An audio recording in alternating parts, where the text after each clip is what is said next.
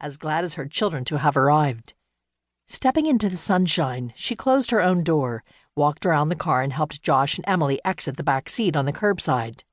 "Okay, troops, let's see if Mr. Quinn really does have something we can afford right on the beach." During their phone conversation earlier in the week, Bart Quinn had been encouraging without making any promises. Shelley was willing to accept any house in the vicinity of the beach, no matter how tiny. An uninsulated bungalow would do.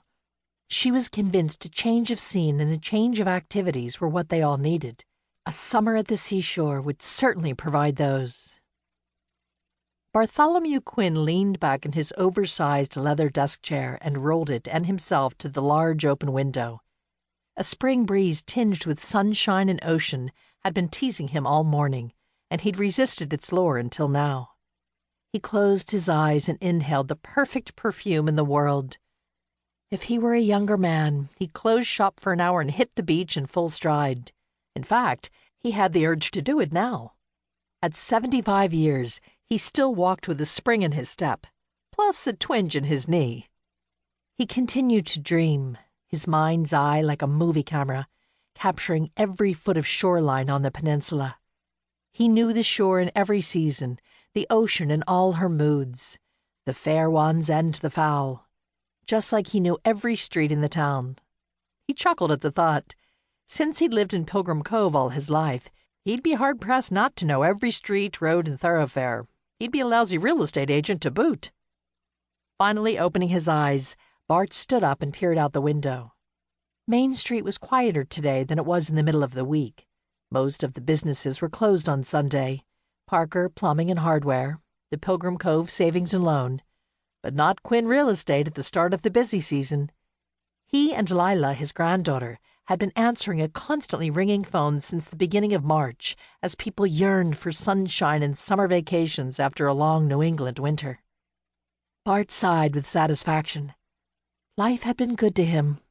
His parents had emigrated from County Cork long ago, with not even a potato in their pockets, and now their son ran the business they'd established, the oldest and largest real estate sales and property management company in the county, in partnership with their great-granddaughter. Now how many families could boast that? He turned from the window and started to push his chair back to the desk, but a slamming car door made him pause. Bart moved back and stared at the street directly outside. A woman was gathering 2 children from the back seat of a sedan. He glanced at his watch, probably his noon appointment arriving at almost 1 o'clock. He watched as she bent close to the children, talking or listening, he couldn't tell. She had a cap of short dark hair, red highlights dancing whenever she moved her head. Then she straightened up, took a child's hand in each of hers, and looked at the sign on the agency's front door. She didn't move for a second. In fact, stood very still as though plucking up courage before leading the children up the few steps to the doorway. Bart shook his head. Poor girl. Could be she'd gotten lost. She certainly looked lost and scared, but also determined, a not-so-brave mother lioness. We'll see, he murmured, checking his appointment book for her name before walking out of his office to greet her. He turned right and right again 10 feet down the corridor toward the front of the building. The distance to the front door was the price he paid for the corner office with the cross ventilation, and he didn't mind a bit. His granddaughter stood at the entrance, already chatting with their visitors and leading them down the hall toward him. "Oh, there he is," Lila said. "Granddad, this is—" "Shelley Anderson," Bart completed, extending his hand to the young woman with the shiny hair. "Welcome to Pilgrim Cove." "I'm sorry we're late," she began, a tiny frown creasing her brow, a shadow darkening her eyes. "No matter," said Bart quickly. "We're a little slow today anyway. In fact, right now is better for me."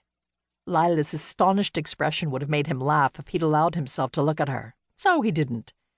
Bart knew people, had learned to trust his instincts years ago, and still believed in a man's gallantry to women.